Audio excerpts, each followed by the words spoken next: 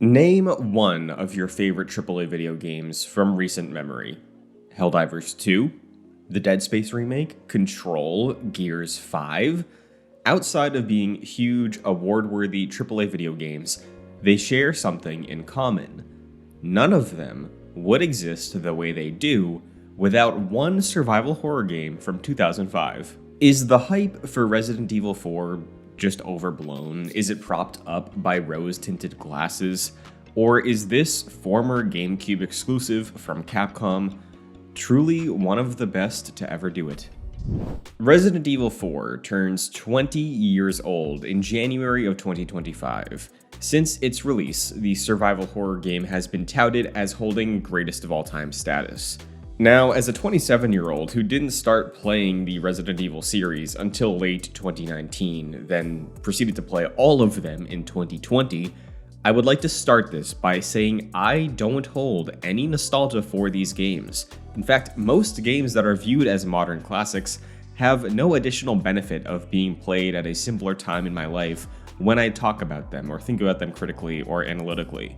All of that nostalgia buffing is reserved for games like Sonic Adventure. I do find it easy to pick up games that may not be up to a 2025 standard with how they feel or what they ask of the player.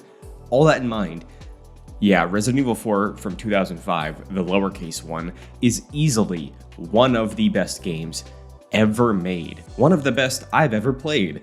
And I would argue it had a greater impact on the industry overall than nearly any AAA title that's been released since.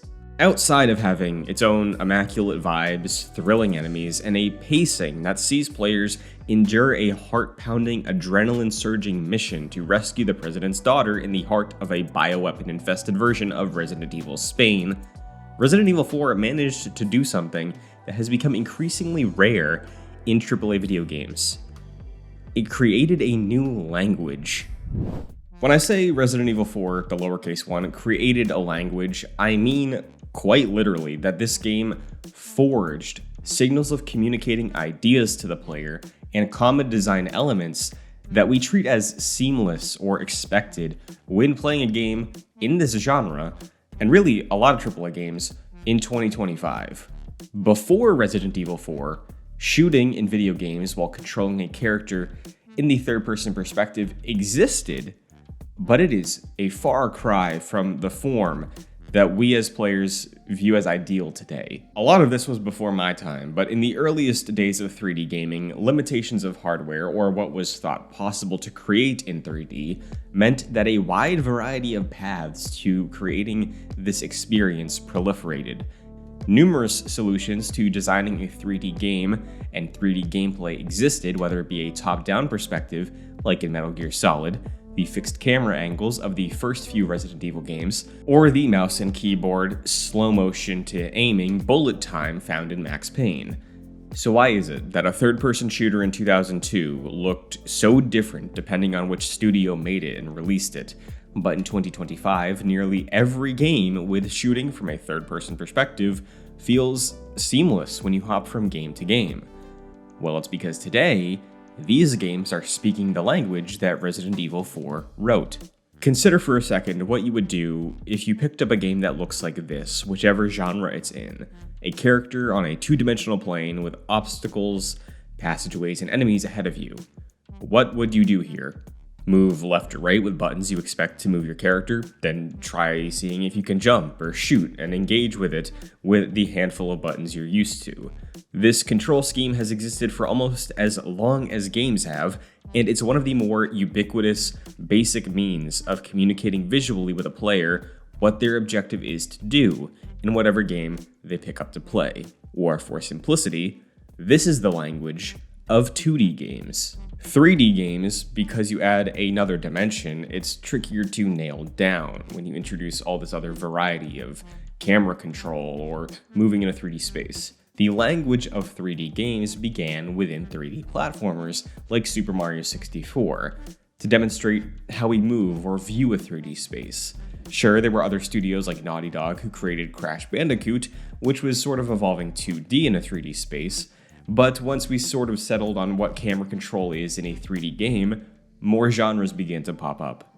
Because these are video games, it was only a matter of time before the 3D games wanted players to have guns they shoot things with.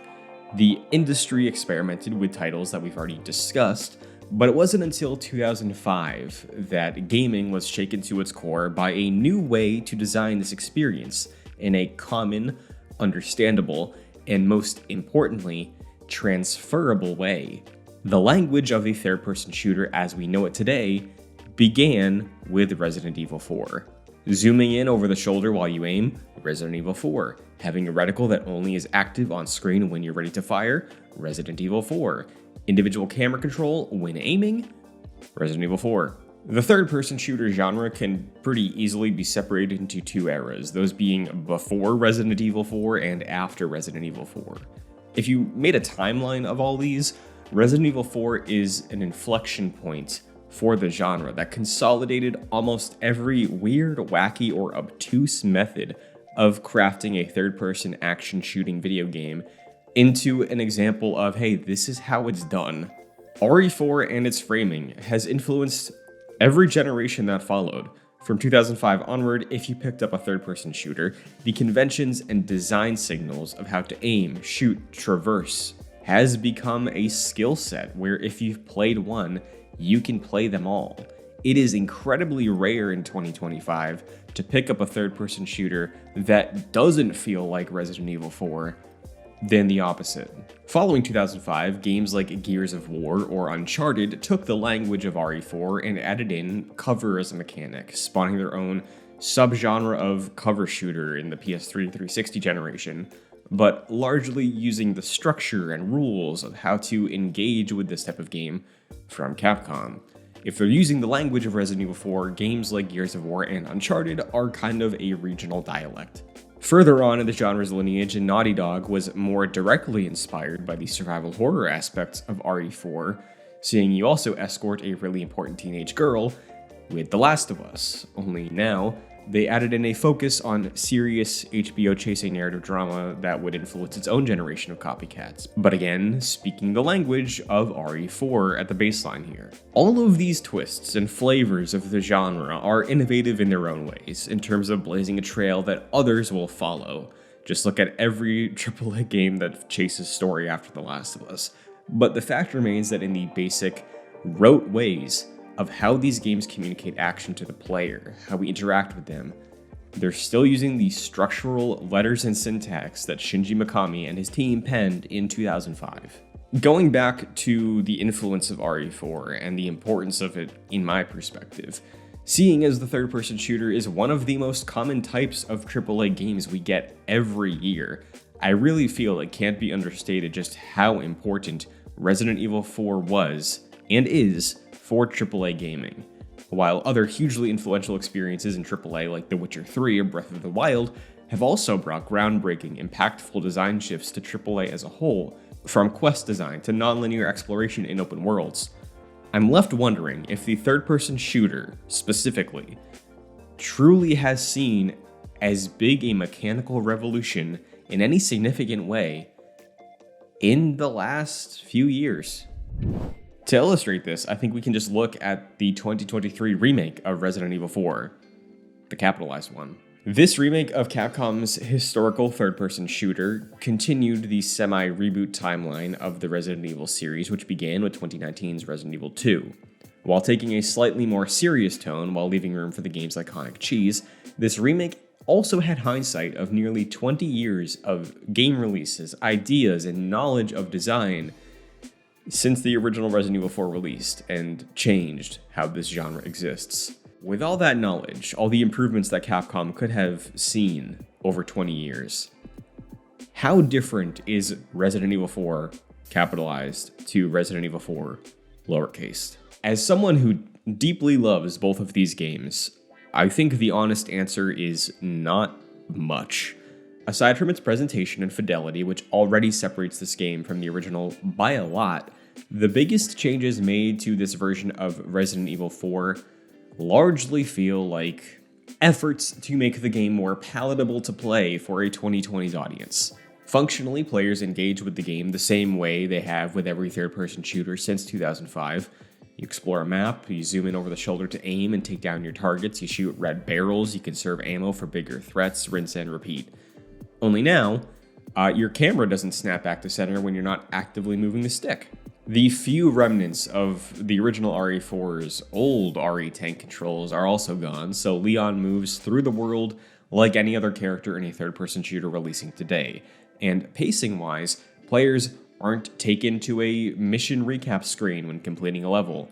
The game is more concerned about immersing players in a seamless experience than anything else. Similarly, modern signposting, which won't be explicitly named since this isn't what the video is about, but if you exist online, you've seen this discourse, has been added to more easily guide players. Open environments with some light side quests and puzzles are packed in to bolster what's available in this full-priced game, and a whole bunch of fancy visual effects make it look stunning.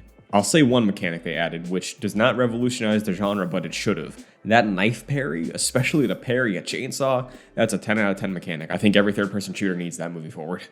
Largely, though, in my perspective, the main differences here, they kind of just come down to aesthetic or streamlining changes over anything mechanically revolutionary, which is to be expected. The original Resident Evil 4 is great, and was that mechanical revolution. It's a real blast to play.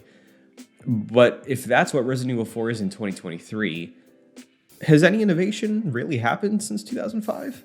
The answer to that is obviously subjective and will come down to what you look for in a video game.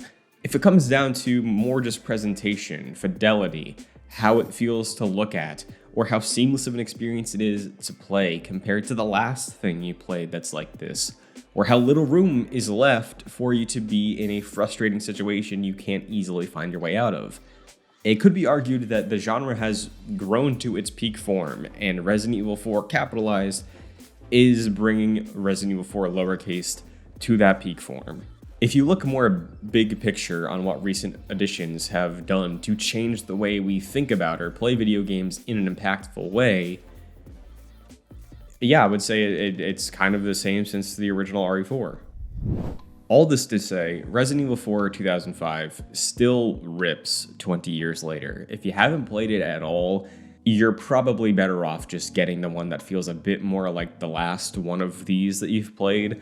But if you're interested at all in seeing the progenitor to a lot of modern gaming and can tolerate a more deliberate control scheme, I think you can have an incredible, arguably even more exciting time seeing what Capcom was able to do for the genre in 2005. You may even be surprised like I was and have it become one of your all-time favorites. So what do you think about Resident Evil 4 and the state of third-person shooters in 2025? Be sure to let us know, and please, let me know if you think any other third-person action shooter has been as groundbreaking as lowercase Resident Evil 4 was, and in what ways. Am I underselling what The Last of Us did for the genre? Is Uncharted 4 really the peak? Because that's also a very good game. Until next time, thanks so much for watching, and stay tuned to Game Rant for more.